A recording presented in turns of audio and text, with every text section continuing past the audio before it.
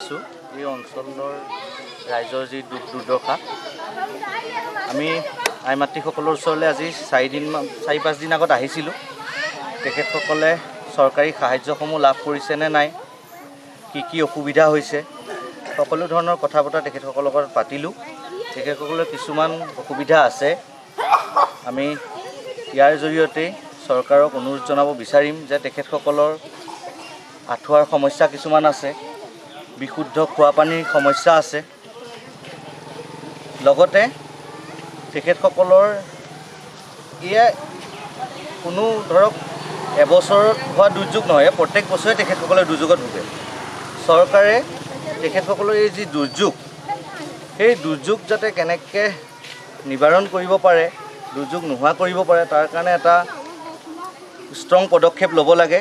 কাৰণ এইখিনি ইয়াত আপুনি চাওক, ইয়াত নাই কমেও 20-25 ঘৰ অসমীয়া মানুহ আছে, 30-40 ঘৰ আমাৰ হিন্দীভাষী লোক আছে দেই, বেংগলী সম্প্ৰদায়ৰ আমাৰ লোক আছে, প্ৰত্যেকটো জাতি জনগোষ্ঠী ইয়াত আছে। আৰু এই মানুহখিনি কষ্ট কৰি উপাৰ্জন কৰি খাই থকা মানুহ। গতিকে চৰকাৰক ইয়াৰ জৰিয়তে অনুৰোধ জনাইছোঁ শোণিতপুৰ জিলা যুৱ কংগ্ৰেছৰ তৰফৰ পৰা যে কৃপা কৰি চৰকাৰ আপোনালোকে এওঁলোকক এই দুখ দুৰ্দশাবিলাক আঁতৰ কৰাৰ চেষ্টা কৰক। আৰু তাৰ মানসেৰে আমি আজি শোণিতপুৰ জিলা যুৱ কংগ্ৰেছে প্ৰায় 63 ঘৰ মানুহৰ মাজত, আপুনি চাগে দেখিছে লিষ্ট বনাই আমি কৰিছোঁ, 63 ঘৰ মানুহৰ মাজত আমি সামৰ্থ্য অনুযায়ী খাদ্যবস্তু বিতৰণ কৰিছোঁ। লগতে আমি মহ খেদোৱা কইল দিছোঁ, ডেটল চাবোন প্ৰভাইড কৰিছোঁ।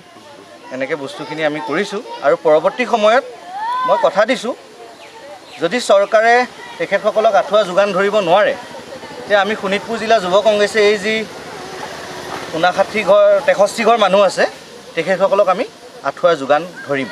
আমাৰ লগত টাউন ব্লকৰ প্ৰেচিডেণ্ট আছে শুভম পল, জেনেৰেল ছেক্ৰেটাৰী আছে, শক্তি ক্লাবৰ প্ৰেচিডেণ্ট আছে, ৰঙাপাৰা প্ৰেচিডেণ্ট আছে, এছেম্বলিৰ জেনেৰেল ছেক্ৰেটাৰী উদিত্য কাকতি আছে, অসম প্ৰদেশ কংগ্ৰেছ কমিটিৰ সন্মানীয় উপসভাপতি মাধুৰ্য গোস্বামী ডাঙৰীয়া আছে, টাউন ব্লকৰ প্ৰেচিডেণ্ট আমাৰ মনোৰঞ্জন চাহা ডাঙৰীয়া আছে, কৈলাশ দাস, আমি গোটেইখিনি আহি আজি ইয়াত